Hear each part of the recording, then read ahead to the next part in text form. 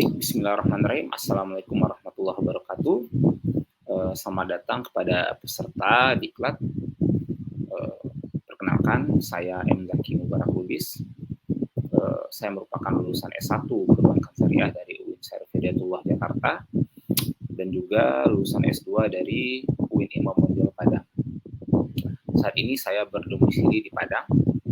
Saya bekerja sebagai seorang dosen di Fakultas Ekonomi dan Bisnis Islam di UIN Imam Bonjol Padang dan juga merangkap sebagai Ketua Prodi Akuntansi Syariah. Selain itu, saya juga menjadi tutor di Universitas Terbuka untuk mata kuliah Perekonomian Indonesia, serta juga menjadi marketing pada Biro Travel, Haji dan Umroh PT Nida Utama Cabang Padang. Selamat mengikuti pelatihan yang akan saya berikan berkaitan dengan materi yang akan disampaikan ke depannya. Nah, baik, pada kesempatan ini, dalam diklat kali ini kita akan membahas mengenai topik tentang mengembangkan moral dan karakter melalui pendidikan yang holistik. Nah, insya Allah saya akan menyampaikan materi ini kurang lebih dalam waktu 45 menit sampai dengan 60 menit, di mana teman-teman yang mengikuti pelatihan dapat bertanya ya secara langsung nantinya jika dalam penyampaian materi, sehingga penyampaian materi kita lebih bersifat interaktif. Nah,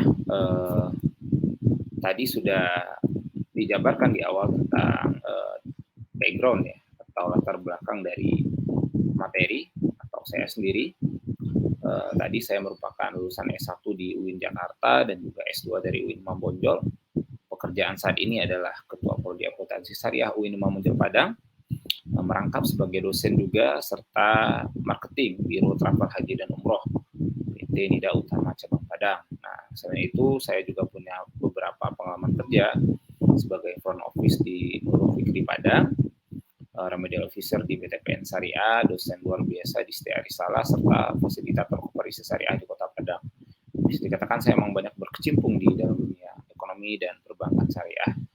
Selain gelar resmi, saya juga punya gelar sertifikasi dari BNSP dalam bidang wakaf, yaitu CWC, Certified Wakaf Competence untuk nazir, dan juga pendamping produk halal yang dilaksanakan oleh BPJPH.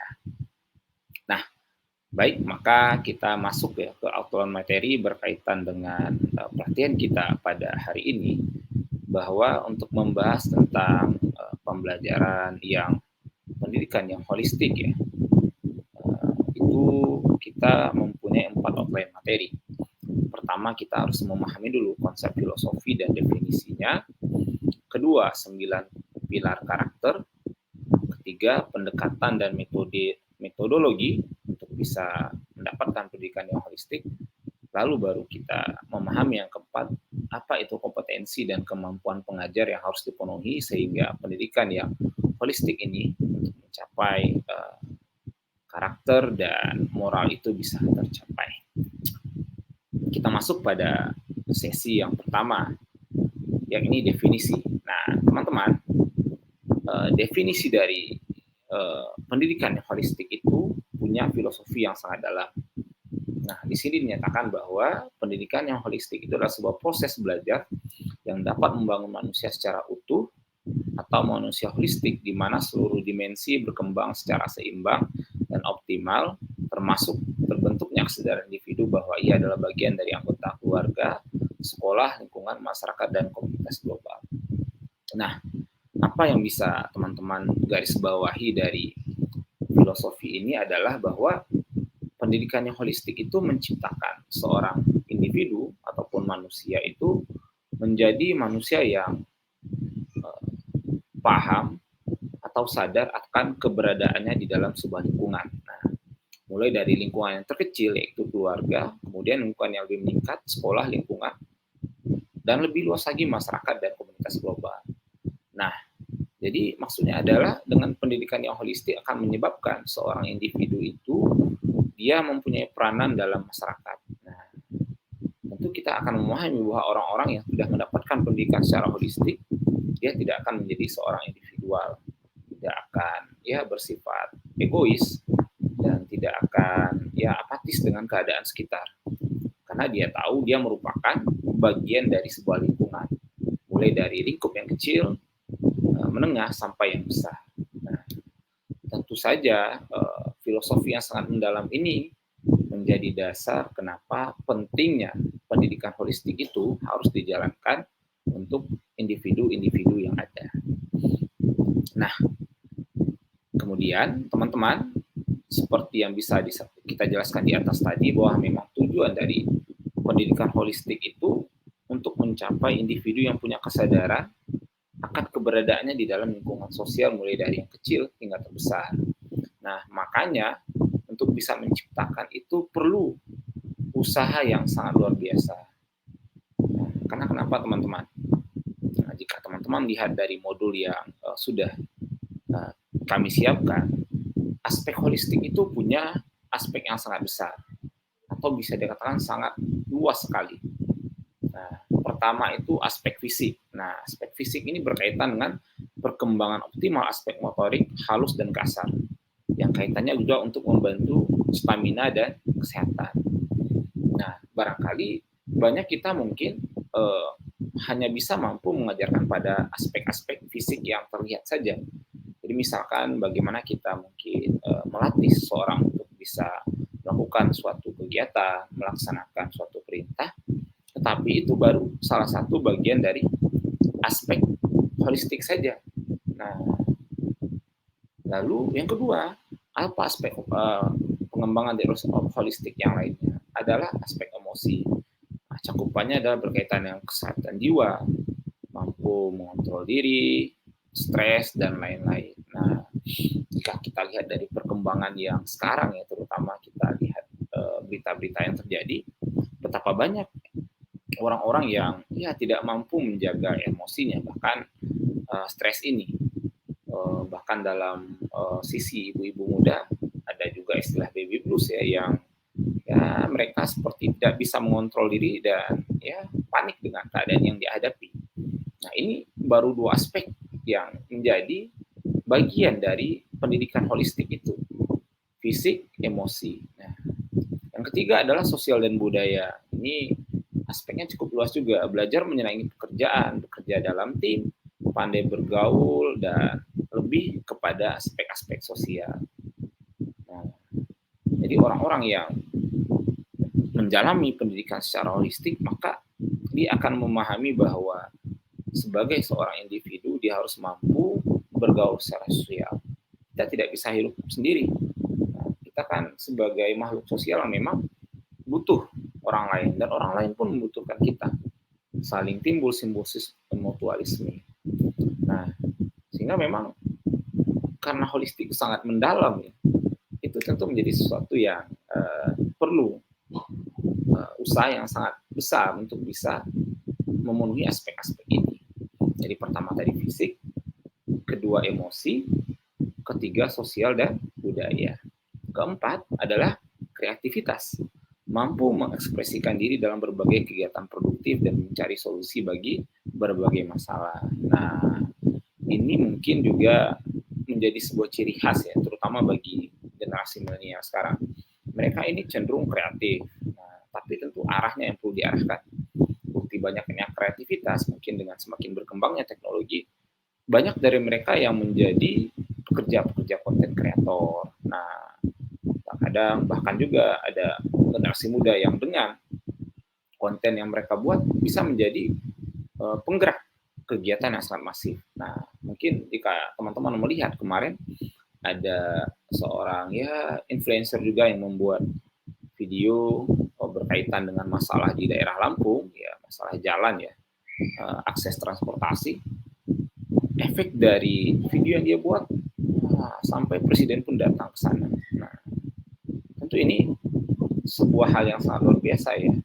Tetapi tentu tidak mudah untuk bisa menimbulkan kreativitas itu. Nah, butuh usaha yang luar biasa, dan memang lagi-lagi karena kreativitas itu adalah bagian dari manusia, sehingga dibutuhkan terkadang bantuan-bantuan dari orang lain sehingga dia bisa hadir dalam diri. Tidak semua orang bisa kreatif secara mandiri. Nah, itu yang keempat. Yang kelima adalah spiritual, mampu menikmati hidup, mampu merefleksikan diri, dan mampu memahami misi kehidupan. Nah, spiritual ini tentu punya banyak aspek ya. Ya, dalam pandangan keagamaan tentu kita punya tujuan hidup yang tidak hanya sebatas pada konteks keduniaan saja. Kita harus memahami bahwa kita punya kehidupan lain yang nantinya jauh lebih abadi ataupun kekal. Sehingga efeknya apa? Kita akan melakukan kegiatan-kegiatan yang ada di dunia ini dengan sebaik-baiknya. Nah, keenam adalah akademik, mampu berpikir logis, berbahasa, dan menulis yang baik. Nah, jadi 6 aspek ini menjadi aspek yang mendasari betapa pendidikan holistik itu memang sangat penting, tetapi sangat bisa dikatakan cukup susah untuk bisa mencapai hal ini secara mendalam. Nah, karena memang ada 6 aspek ini yang harus kita kuasai. Aspek fisik, kita harus menjadi seorang yang kuat, sehat. Kita harus menjadi orang yang mampu mengontrol emosi, mampu bergaul secara sosial, mampu menjadi manusia yang kreatif, kuat secara spiritualitas, dan juga mampu berpikir logis. Nah, bisa bayangkan, sesuai dengan filosofi tadi, dengan seorang yang mempunyai pendidikan holistik yang baik, maka dia akan menjadi individu yang bersadar akan keberadaannya di dalam lingkungan sosial. Karena kenapa? Dia mampu mengaktifkan atau menjalankan, mengimplementasikan 6 aspek holistik yang ada di dalam dirinya. Nah, kemudian bagaimana ini bisa dilaksanakan dalam artian pendekatan berbasis holistik ini bisa dilakukan adalah dengan konsep PHBK, pendidikan holistik berbasis karakter, yakni pendidikan yang mengembangkan semua dimensi manusia, tidak hanya kemampuan akademik, tetapi juga fisik, emosional, spiritualitas, kreativitas, dan aspek kecerdasan majemuk lainnya secara seimbang melalui pengembangan 9 pilar karakter. Nah, di atas tadi kita kan sudah melihat ya teman-teman, bahwa aspek holistik yang ada di dalam diri manusia itu ada 6 hal.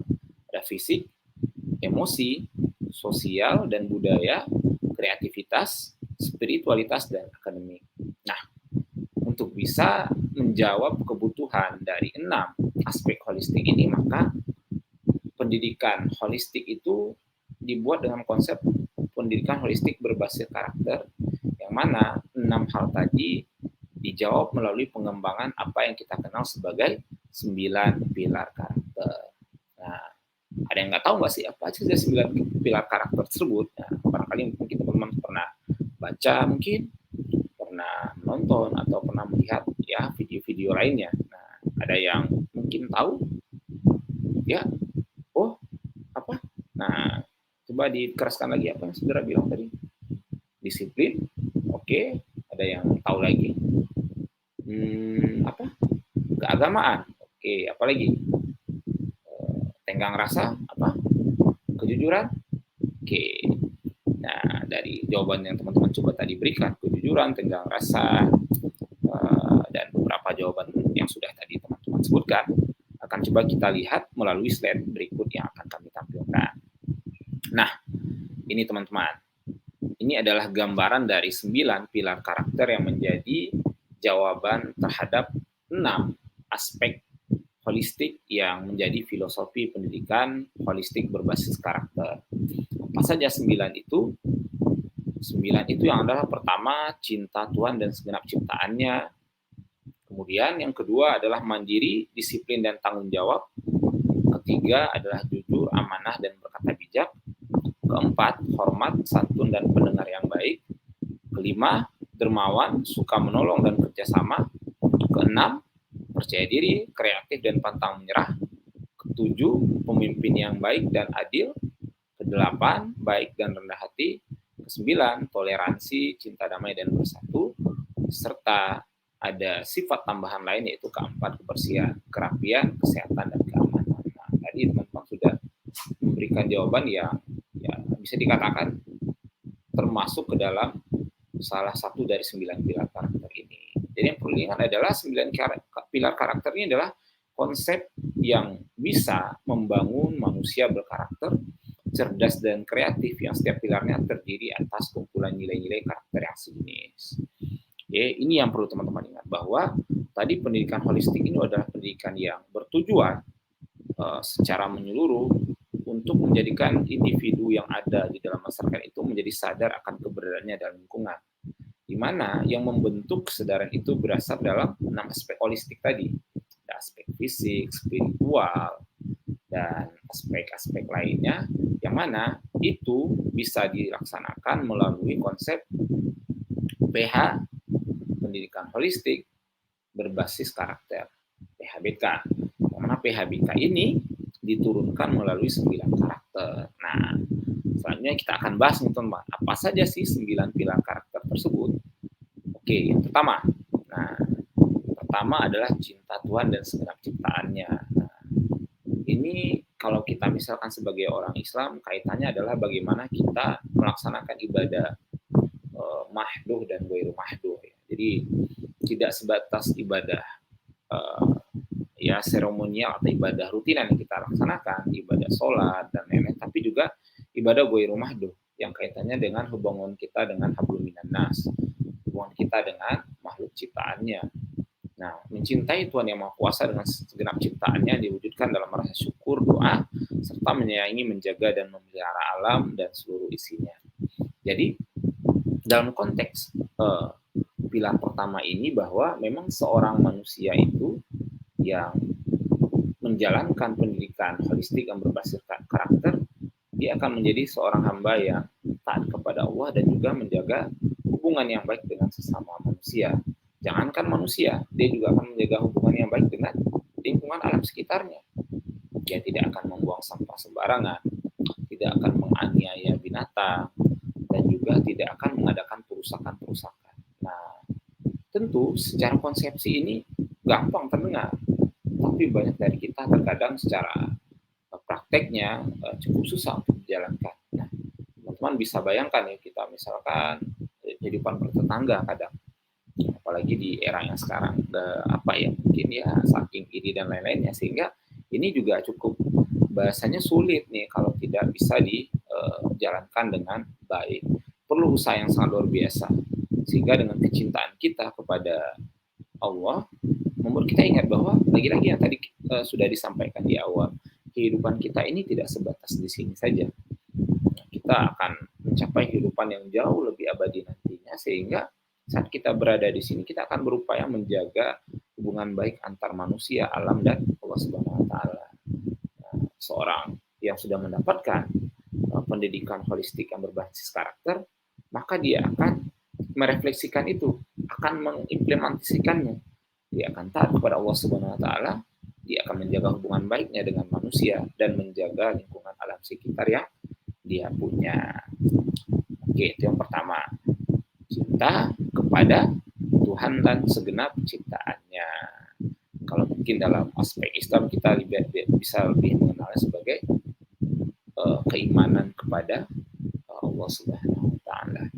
Nah, yang kedua, pilar yang selanjutnya adalah mandiri, disiplin, dan tanggung jawab. Nah, konsep mandiri ini sendiri diwujudkan dengan memaksimalkan segenap kemampuan sendiri untuk melakukan berbagai aktivitas dengan penuh kedisiplinan dan rasa tanggung jawab. Nah, ini merupakan dasar yang menjadi kunci kesuksesan dari seorang individu dalam menjalankan kehidupannya. Karena tanpa kedisiplinan, tanpa kemandirian, dan juga tanpa tanggung jawab, tidak akan bisa kita menyelesaikan sebuah amanah ataupun sebuah pekerjaan. Misalkan kita, misalkan seperti saya yang sudah bekerja, kalau misalkan kita nggak disiplin datang ke kantor, karena kan di dinas kantor itu masuk 6:30, pulang jam 4. Kalau kita tidak disiplin, misalkan datang lewat jam 8, maka itu akan berefek kepada banyak hal. Pertama, misalkan ada pengurangan tunjangan. Kedua, akan berefek kepada jalannya pekerjaan yang sudah kita rencanakan. Nah, kalau kita sudah melewatkan sesuatu hal, ya dalam artian sudah perencanaan yang sudah buat kita secara disiplin dan dia terlewat, maka bisa dikatakan itu akan gagal, akan susah menyelesaikannya lagi. Kemudian jika kita tidak mandiri, nah biasa kita tergantung dengan orang lain, minta bantuan bantuan sedikit apa-apa minta bantuan. Suatu ketika mungkin saat orang yang kita minta bantuan itu tidak ada, maka kita akan kelimpungan.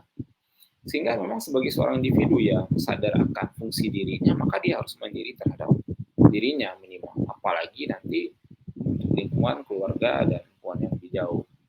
Dan juga kaitannya dengan tanggung jawab. Jadi seorang yang menjadi yang berbasis holistik dan berkarakter itu, dia akan bertanggung jawab terhadap apa yang sudah dia kerjakan. Nggak lari. Nah, misalkan ada kegiatan yang kita diamanahi di sebuah kepanitiaan, nah dia akan menyelesaikan kegiatan itu. Jadi apapun posisinya ya, apakah dia sebagai koordinator atau anggota biasa, dia akan ikut dan lebih berfokus kepada kontribusi yang akan dia berikan. Nah, jadi ini yang menjadi pilar kedua berkaitan dengan kemandirian, disiplin, dan tanggung jawab. Oke, kemudian yang ketiga adalah pilar jujur, amanah, dan berkata bijak. Nah, ini tentu adalah satu hal yang sangat-sangat ya sering kita dengar, tapi mungkin jarang juga atau susah untuk kadang kita aplikasikan. Bahkan proklamator kita, Bung Hatta, yang pernah mengatakan bahwa orang hebat itu enggak kekurangan ya, yang susah itu mencari orang yang jujur. Nah, kemudian kebanyakan di kita, terutama zaman sekarang itu yang susah untuk dicari adalah orang-orang yang jujur, bukan orang-orang yang pintar. Pintar itu banyak sekali sekarang, semakin banyak sarjana, S1, S2, S3. Tapi orang yang jujur, amanah, dan bijak itu yang kadang susah dijalankan. Apalagi kalau kita lihat dalam kontestasi, misalkan perpolitikan yang semakin dekat ke depannya di 2024. Nah, itu akan banyak ya dalam janji-janji dan ya misalkan mereka sudah terpilih, banyak yang tidak amanah. Bahkan tidak jarang juga dari pemimpin-pemimpin yang sudah kita pilih itu akhirnya malah melakukan kegiatan-kegiatan yang tidak benar, misalkan korupsi, sehingga mereka akhirnya masuk penjara.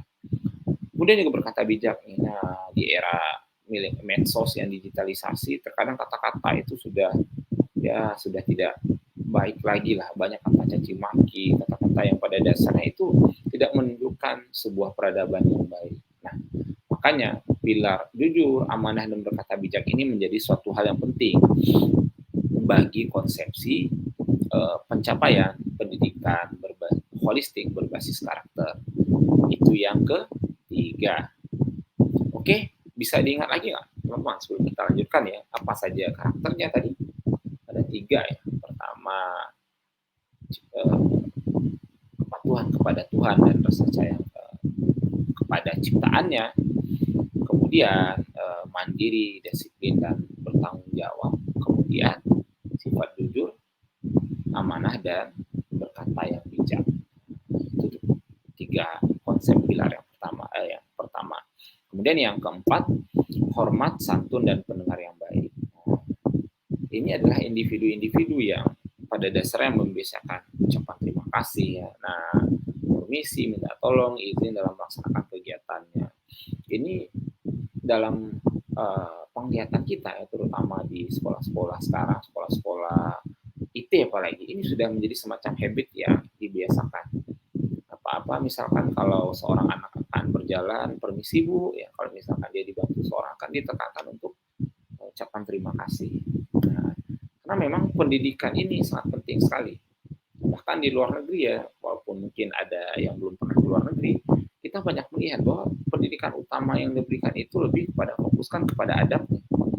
Misalkan di beberapa video-video penggalan yang kita lihat ya, dalam baris berbaris, nah mereka ditekankan untuk menjaga posisinya, tidak boleh asal serobot. Nah, kemudian saat minta izin atau minta bantuan kepada orang lain, dia akan meminta terima kasih atau minta izin. Nah, ini juga adalah suatu hal yang menjadikan karakter yang sangat luar biasa bagi seorang individu.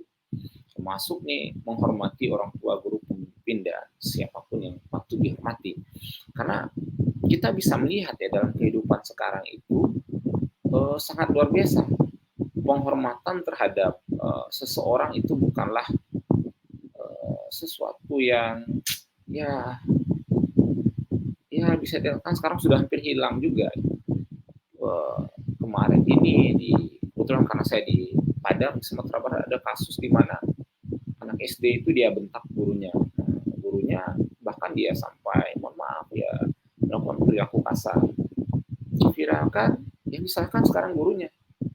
Nah, akhirnya walaupun sudah dimediasi dan sudah saling bermaafan, ada satu hal yang mungkin terasa janggal di kita. Dulu kita dilihat oleh guru saja itu sudah sangat cemas. Sekarang tidak.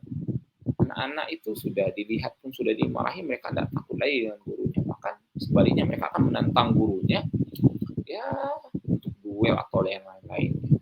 Itu karena barangkali itu tadi pendidikan yang holistik tadi ya, yang berdasarkan dalam 6 aspek ini tidak berjalan secara baik. Bisa jadi aspek yang terajarkan atau yang diterima oleh peserta didik itu tidak mencakup ke aspek spiritual, aspek emosi. Nah, sehingga dia hanya cerdas tapi emosional, cerdas tapi tidak menghargai orang lain. Itu yang sangat berbahaya. Ini adalah pilar yang keempat. Selanjutnya teman-teman, pilar yang kelima adalah dermawan, suka menolong, dan kerjasama. Nah, dalam konsep ini, dermawan dan suka menolong itu diwujudkan untuk bersikap suka menolong pada siapapun, berbagi dalam bentuk apapun bagi yang memerlukan, tidak terbatas harta, serta mendahulukan dan memberikan fasilitas layanan kepada yang membutuhkan, seperti orang tua, ibu hamil, dan lain-lain. Nah, ini tentu menjadi sebuah hal yang sangat luar biasa dalam membentuk karakter ataupun moral dari seseorang. Bagaimana dia bisa membantu orang lain, bisa mendahulukan orang lain dibanding dirinya jika memang orang lain itu lebih membutuhkan.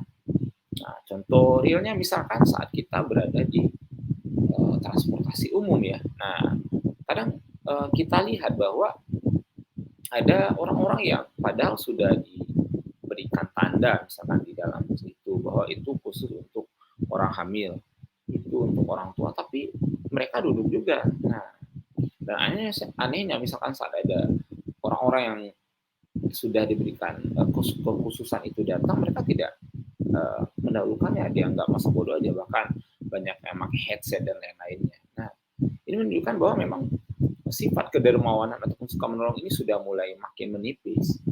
Orang sudah cenderung menjadi individualistis ya secara tidak langsung, karena mereka merasakan dia hak saya juga kan, saya misalkan bayar, saya pantas duduk. Nah, padahal dalam konsep ini dinyatakan bahwa terkadang kita harus mendahulukan orang lain jika orang lain jauh lebih butuh. Misalkan ada ya, nenek-nenek yang sudah tua yang memang secara fisiknya lebih lemah dari kita, tentu kita harus dahulukan dia untuk duduk. Tapi kalau misalnya ternyata emang busnya tidak rame, tidak ada orang, ya silahkan. Nah, atau misalkan berbagi. Nah, terkadang kan kita lupa ya bahwa kalau dalam konsep Islamnya ada bagian harta orang lain yang dititipkan Allah kepada kita ya, dalam bentuk misalkan zakat, infak, dan sedekah. Nah, karena kita mungkin merasa ini usaha kita semua, akhirnya kadang kita tidak mengingat orang lain lagi, sehingga tidak memberikan bantuan ataupun lainnya, tapi hanya sekedar menikmatinya untuk diri pribadi ataupun keluarga saja. Kemudian dalam konsep ini juga ada kerjasama, berbagi tugas, berbagi peran. Jadi sifatnya nggak diktator saja. Nah, dalam konteks kemahasiswaan nih misalnya, jadi kan banyak apa ya istilahnya selengean dalam konteks kemahasiswaan nih teman-teman.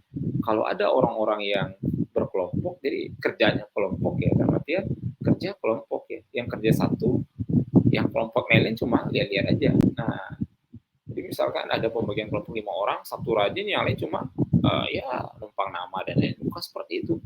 Harusnya dalam pekerjaan kelompok, misalkan dalam membuat suatu makalah atau proyek, ada pembagian tugasnya. Misalkan si A nyari sumber, si A istilahnya mengetiknya, si A ya mungkin boleh misalkan membayar perizinannya. Dalam artian setiap orang punya peran. Nah, makanya dinamakan kerja kelompok, bukan kerja yang istilah satu orang tapi diklaim menjadi kerja kelompok. Nah, oke, itu yang ke-5. Yang ke-6, pilar dari pendidikan holistik berbasis karakter ini adalah percaya diri, kreatif, dan pantang menyerah. Nah, percaya diri ini diwujudkan kemampuan untuk memimpin, berkompetisi secara sehat, dan berani tampil serta berekspresi positif. Nah, Ini pun bisa dikatakan menjadi tantangan yang sangat luar biasa bagi diri kita. Kebanyakan dari kita mungkin kadang senang memimpin tapi tidak suka dipimpin. Nah, senangnya nyuruh-nyuruh aja, nyuruh-nyuruh orang gitu, apalagi kalau kaitannya dengan kegiatan-kegiatan yang sifatnya sosial atau ya banyak proyek, kalau di sini dibilang proyek thank you atau terima kasih aja. Jadi kita, wah ini nggak ada apanya, nggak mau gitu ya. Nah, atau misalkan nyuruh-nyuruh aja nih, bersihin ini, bersihin itu, bersihin itu. Nah, maunya memimpin tanpa memimpin.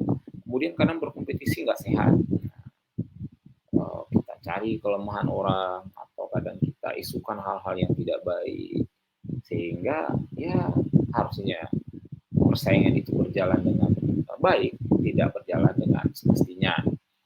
Nah, kemudian ada sila juga kreatif ya. Kreatif ditunjukkan dengan kemampuan untuk menetapkan tujuan, impian dan harapan. Nah, dengan cara yang spesifik, nah, sehingga mampu menyelesaikan masalah. Nah, ini juga menjadi semacam ciri dari seorang pribadi yang punya karakter yang dalam. Jadi dia mampu mencari jalan keluar yang mungkin tidak ya terpikirkan oleh orang lain. Dia bisa mencarikan solusi terhadap problem-problem yang ada sehingga memang ya apa yang menjadi masalah di sebuah kelompok misalnya bisa dia selesaikan. Nah, dan yang penting juga dalam pilar yang keenam ini adalah tentang sikap pantang menyerah. Jadi masalah itu adalah bukanlah sesuatu yang ya harus kita hindari. Ya pasti ada bagi setiap manusia. Nah, jadi memang dengan sikap pantang menyerah itu bisa menjadikan kita bisa mampu menyelesaikan sebuah masalah. Maka orang-orang yang mendapatkan atau istilahnya mampu menjadi pribadi yang holistik dengan karakter yang baik, maka dia tidak akan gampang menyerah. Ini tentu menjadi tantangan yang sangat luar biasa bagi generasi milenial atau Z sekarang. Mereka cenderung kadang suka bosan. Apalagi dalam konteks misalkan bekerja, mereka dengan gampangnya pindah dari satu perusahaan ke perusahaan lain dengan alasan mungkin atasannya nggak nyaman, lingkungan kerjanya toksik atau lain-lain. Padahal kadang mereka yang nggak sabar. Barangkali kadang adanya keadaan yang kurang menyenangkan di perusahaan itu adalah menjadi model pembelajaran bagi mereka. Tapi karena lagi-lagi ya tadi suka menyerah ya tidak mendapatkan pendidikan karakter yang secara mendalam sehingga mereka gampang untuk menyerah. Itu yang keenam. Kemudian yang ketujuh, pilarnya adalah pemimpin yang adil dan baik. Nah, ini tentu adalah sesuatu yang bisa dikatakan kadang menjadi mimpi atau utopia juga bahkan dikatakan sebuah orang. Karena menjadi pemimpin yang adil, yang baik bisa jadi mungkin banyak. Tapi yang adil ini yang kadang menjadi problematika. Karena bisa jadi kadang dalam pandangan kelompok atau ya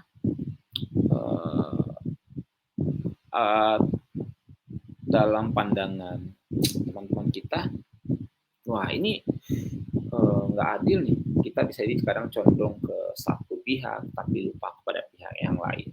Nah, makanya dalam bentuk keadilan ini banyak hal yang bisa kita lakukan. Misalkan memberikan kesempatan yang sama, kemudian juga menerima masukan dari berbagai pihak, sehingga memang semua hal yang kita ayomi itu bisa mendapatkan apa yang mereka inginkan. Nah, jangan sampai, apalagi di dalam konteks organisasi atau sebuah kegiatan di mana kita cenderung lebih mendahulukan mungkin saudara atau kolega yang dekat. Nah seperti itu. Jadilah pemimpin yang benar-benar memberikan semacam keputusan atau tindakan itu berdasarkan memang dari apa yang dilakukan oleh anggotanya. Sehingga memang keadilan itu dirasakan. Nah, adil itu konsepnya nggak harus sama terus. Nah, kalau misalkan teman-teman pernah melihat semacam meme ya atau gambar-gambar yang berseliweran, kan ada tuh kalau misalkan dia nonton bola, kalau diberikan ada orang kecil, besar dan tinggi. Kalau misalkan mereka diberikan pijakan yang sama, misalkan 2 kayu, maka yang akan nampak ya orang yang tinggi saja. Nah, misalkan ada 6 pijakan. Tapi kalau misalkan ya konsepnya adil tadi, karena yang kecilnya pendek, dia diberikan 4 pijakan, yang agak lumayan tinggi dia dikasih 2 pijakan, yang tinggi ini karena dia bisa melihat pagar nggak perlu lihat pijakan. Malah itu yang menjadi konsepsi adil. Jadi pemberian sesuatu kepada orang itu disesuaikan dengan keadaannya. bukan berusaha sama rasa saja. Kemudian yang selanjutnya adalah baik dan rendah hati. Nah, baik dan rendah hati ini diwujudkan dengan perilaku menghargai, senang menolong, selalu berbuat dan menerima kebaikan, minta maaf, dan memberikan senyuman dan tidak membanggakan diri. Nah, ini adalah perilaku yang ya sangat disenangi lah oleh orang lain. Jadi saat misalkan berada dalam lingkungan, kita senantiasa menyapa, kemudian gampang memberikan senyuman sehingga orang-orang yang berada di sekitar kita merasakan kenyamanan. Tidak jarang kadang kita lihat ya sekarang ini bukan senyuman yang ada, tapi sinis aja atau bahkan tidak ada ekspresi sehingga ya muncul prasangka-prasangka yang tidak enak. Padahal kadang tujuannya tidak ada apa-apa ya, tapi kadang-kadang perasaan kita, dia nggak senyum ya, dia nggak seperti biasa. Akhirnya muncul berbagai macam ya praduga-praduga yang tidak seharusnya. Nah, kemudian pilar yang ke-9 adalah toleran, cinta damai, dan bersatu.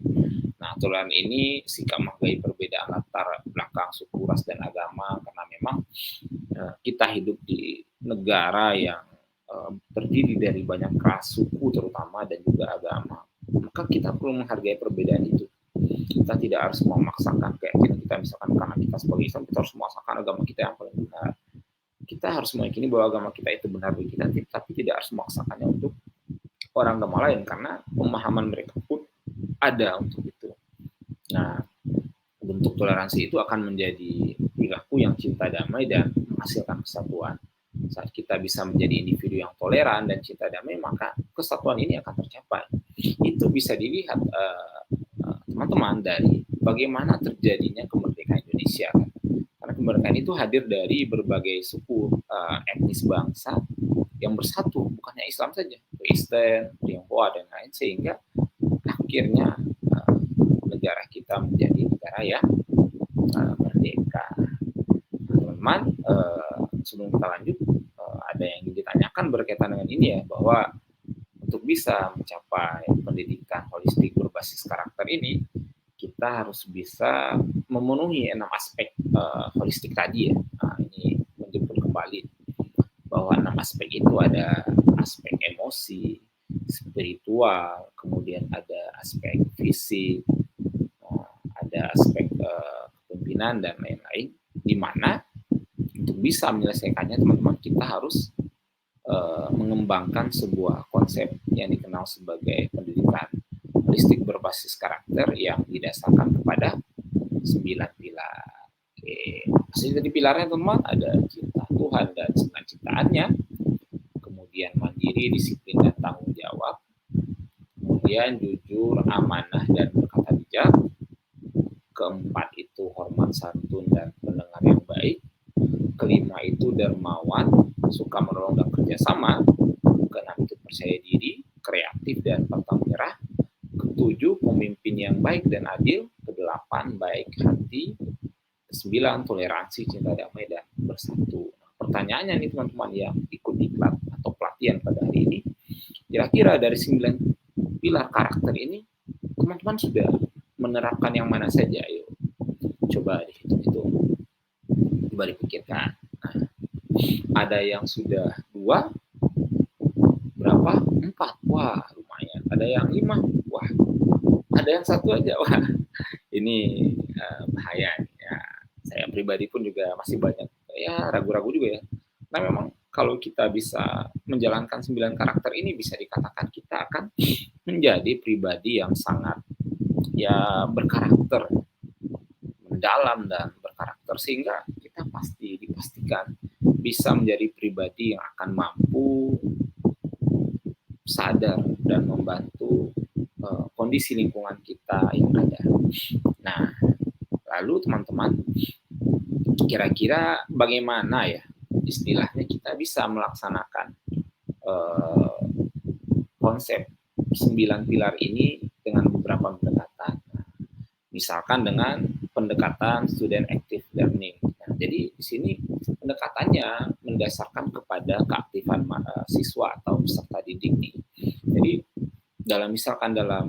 memberikan pengajaran, kita harus membuat mereka ini aktif, nggak pasif.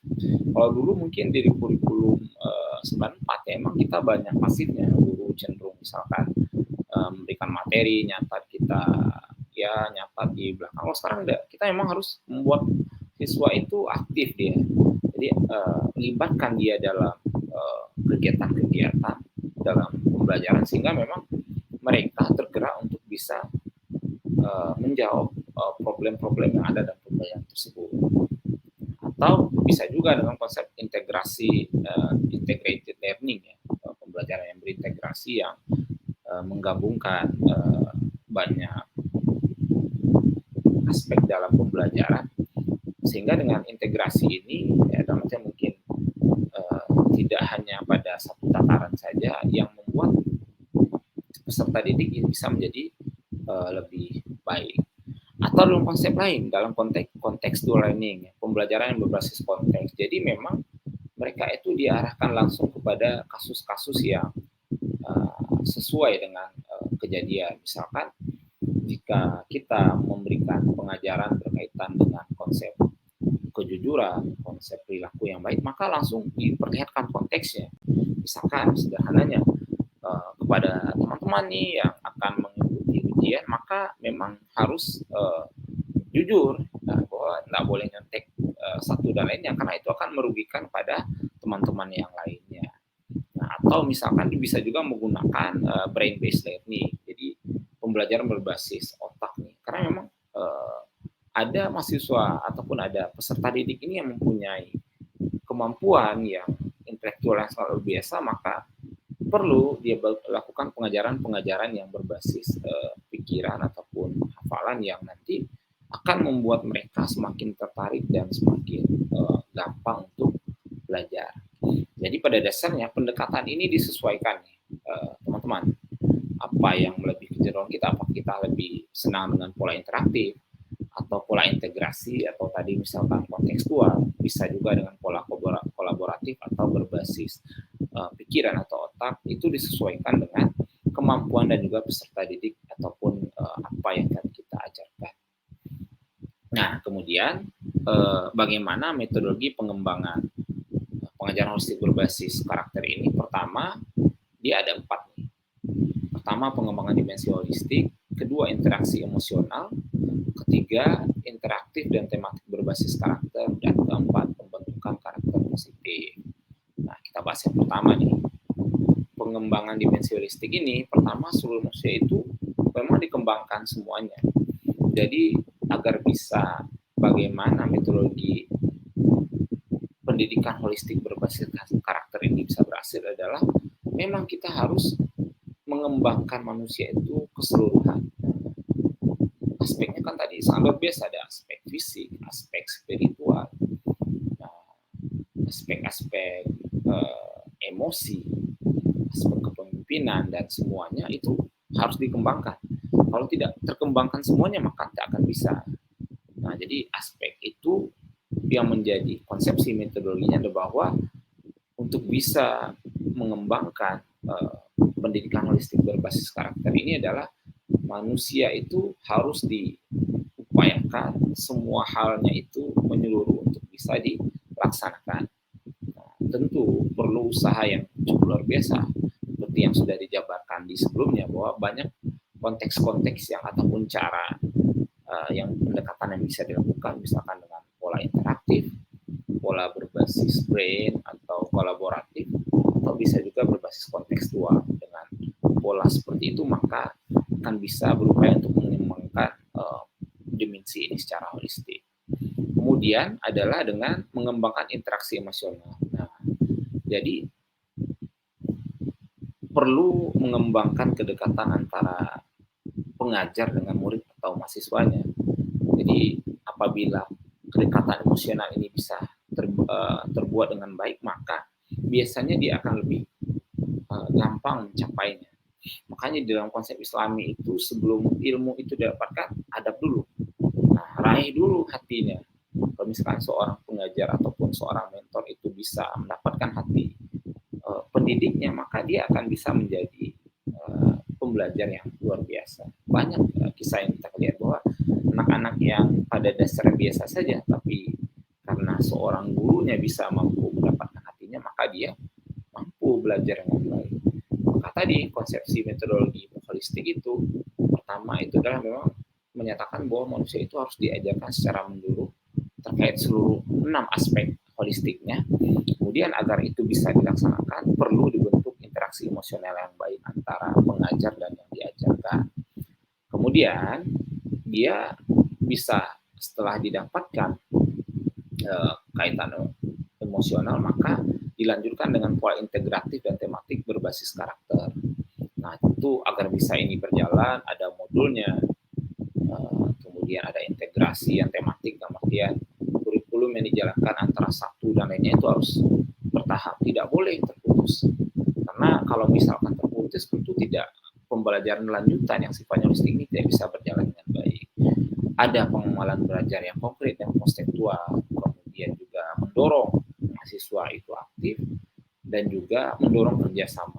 Nah, ini yang paling penting. Saat misalkan sudah didapatkan kedekatan emosional, maka pengajar ataupun orang-orang yang mendapatkan pengajaran ini akan bisa menjadi bekerja sama secara baik, sehingga dia akan bisa mengembangkan kerjasama antar kelompoknya. Nah, kemudian metodologi terakhir setelah bisa terintegrasi, maka barulah dibentuk karakter yang positif. Ada 9 pilar karakter di sini, yakni melalui proses mengetahui, memahami, mencintai, dan kebaikan. Nah, itu bisa dilakukan setelah menghadapi atau melewati 3 konsepsi tadi, yakni dengan pembelajaran yang menyeluruh, kemudian mendapatkan keterikatan emosional, ketiga membuat integrasi dengan tematik yang selalu terhubung, dan baru bisa mendapatkan pembentukan karakter yang positif. Nah, itu teman-teman, bahwa setelah kita memahami filosofi dan definisinya, kita tahu 9 pilarnya, lalu pendekatan dan metodologinya, dan yang terakhir adalah apa sih kompetensi apa yang harus kita punya sehingga bisa menjalankan ini. Nah, jadi memang untuk bisa mengajarkan atau bisa mendapatkan tujuan dari pelajaran pendekatan holistik berbasis karakter ini, pertama memang komunikasi. Nah, komunikasi yang baik dari seorang guru, pengajar, ataupun tutor, mentor itu sangat besar, sangat penting sekali. Dengan komunikasi yang baik dan efektif, maka akan timbul kedekatan yang baik, apa yang disampaikan sampai, sehingga apa yang diinginkan oleh pengajar itu bisa berjalan dengan baik. Kedua, kemampuan untuk memahami. Nah, ini penting, karena tidak semua murid itu punya, atau tidak semua, ya istilahnya orang yang akan kita ajarkan itu sama. Sehingga memang kita harus punya kemampuan psikologi juga sebagai seorang tutor ataupun pengajar untuk bisa mendapatkan pendidikan yang holistik itu. Setiap pengajar itu harus mampu membedakan antara murid A dan B. Nah, ini bisa jadi begini penerapannya, yang B berbeda. Nah, dengan mampu memahami keunikan ini, maka akan bisa menerapkan pendidikan karakter berbasis itu. Kemudian ketiga, mampu menciptakan suasana lingkungan belajar yang baik. Nah, setelah punya kemampuan komunikasi, mampu memahami psikologi atau keadaan dari peserta, juga mampu membuat lingkungan belajar menyenangkan dan menantang dan nyaman. Nah, ini tantangan bagi kita bersama juga. Karena kadang dalam pembelajaran itu kan kadang juga ya bosan-bosan juga ya. Nah, makanya perlu penciptaan lingkungan belajar yang baik. Dan yang tentu yang paling penting adalah mampu menciptakan suasana aman dan damai, dan merasa saling menghargai dan ya saling diistimewakan di dalam konsepsi ini. Nah, 4 kompetensi inilah yang harus dimiliki oleh seseorang yang ingin menjadi semacam pengajar ataupun tutor ataupun mentor yang ingin menerapkan pendidikan holistik berbasis karakter, yaitu kemampuan komunikasi yang baik, kemampuan pemahaman terhadap diri yang baik, kemampuan menciptakan suasana belajar yang menyenangkan, dan mampu menjaga ketentraman dan kedamaian yang ada di dalam proses pembelajaran. Nah, itu teman-teman yang mungkin bisa saya sampaikan. Jika teman-teman punya pertanyaan, silakan, dan pertanyaan-pertanyaan yang mungkin nanti teman-teman sampaikan akan bisa menyempurnakan materi ini. Ada mungkin? Silakan. Mumpung kita masih punya waktu nih, sekitar ya 9 sampai 10 menit lah. 10 menit insya Allah. Oke, jika ada, oke, apa? Pertanyaannya silakan dari saudara Rudi boleh. Pertanyaannya adalah bagaimana menciptakan lingkungan belajar menyenangkan. Nah, ini menarik nih. Menciptakan lingkungan belajar menyenangkan itu tentu adalah pertama kita membuat setiap peserta atau mahasiswa itu merasa punya hak ataupun ya kesempatan yang sama dalam belajar. Jadi misalkan kita tidak membedakan nih antara laki-laki dan perempuan. Kita tidak membedakan misalkan ya berdasarkan besaran bentuk muka dan lain-lain. Nah, jadi saat misalkan seseorang itu memberikan pendapat yang membangun ya berkaitan dengan kegiatan kelas atau diskusi yang berlangsung, maka kita harus membuat pendapat itu didengarkan oleh orang lain. Kita terima. Jadi membuat setiap orang merasa nyaman dengan keadaan kelas itu adalah memberikan perhatian kepada semuanya. Jangan sampai kita condong ke yang ini saja, condong ke yang satu pihak. Jadi semuanya punya kesamaan yang sama dalam pandangan kita sebagai seorang pengajar, sehingga mereka merasa spesial saat mereka memberikan apakah semacam masukan atau lain-lainnya. Mungkin seperti itu. Kemudian apalagi nih? Wah, tadi berkaitan dengan bagaimana menjaga suasana damai, apalagi misalkan di dalam kelas itu banyak kerasnya. Ya, lagi-lagi tadi ya, misalkan kalau kita di Padang nih, karena kan sukunya Minang. Nah, jangan sampai dalam mengajar kita menggunakan bahasa daerah. Nah, apalagi kalau misalkan di dalam kelas itu ada orang-orang non-Minang, ya, karena memang jika kita mengedepankan suku kita, maka tentu akan membuat orang-orang, ya ini gimana nih, saya aja nggak ngerti nih, wah ini saya diminoritaskan, jangan seperti itu. Jadi kita menjaga kondisi seperti itu dengan misalkan menggunakan bahasa Indonesia yang memang sudah menjadi bahasa nasional di kita. Nah, jadi upayakan di dalam hal seperti itu kita menjaga pesan-pesan dari pengajar-pengajar kita. Kemudian tidak memperbolehkan bentuk bullying ataupun perundungan yang misalkan lu hitam, lu jelek seperti ini, nggak boleh. Kita harus menjaga seperti itu, tekankan bahwa memang dalam pendidikan kita tidak boleh bercanda yang ya tidak baik lah, karena itu akan membuat kondisi menjadi tidak menyenangkan. Itu teman-teman sebagai tambahan. Ada lagi mungkin? Nah, ada. Kalau tidak ya karena waktu kita sudah ya mendekati akhir, jadi mungkin itu teman-teman apa yang bisa saya sampaikan. Semoga ini menjadi hal yang cukup membantu bagi teman-teman di dalam memahami bagaimana bisa menciptakan individu yang berkarakter dan moral melalui pendidikan yang berbasis holistik. Saya mohon maaf jika ada kesalahan mungkin dalam penyampaian materi, mungkin mohon maaf kalau terlalu cepat atau terlalu bersemangat, atau mungkin ada istilah-istilah yang mungkin ya belum dipahami secara baik. Nah, semoga kedepannya dapat lebih membantu teman-teman dan juga saya dapat lebih meningkatkan kemampuan saya dalam mengkomunikasikan ini. Sekali lagi terima kasih atas bantuannya. Kita sudahi pertemuan ini dengan pembacaan Alhamdulillahirabbil alamin. Mohon maaf. Terima kasih. Assalamualaikum warahmatullahi wabarakatuh. Terima kasih teman-teman atas perhatiannya. Sampai jumpa.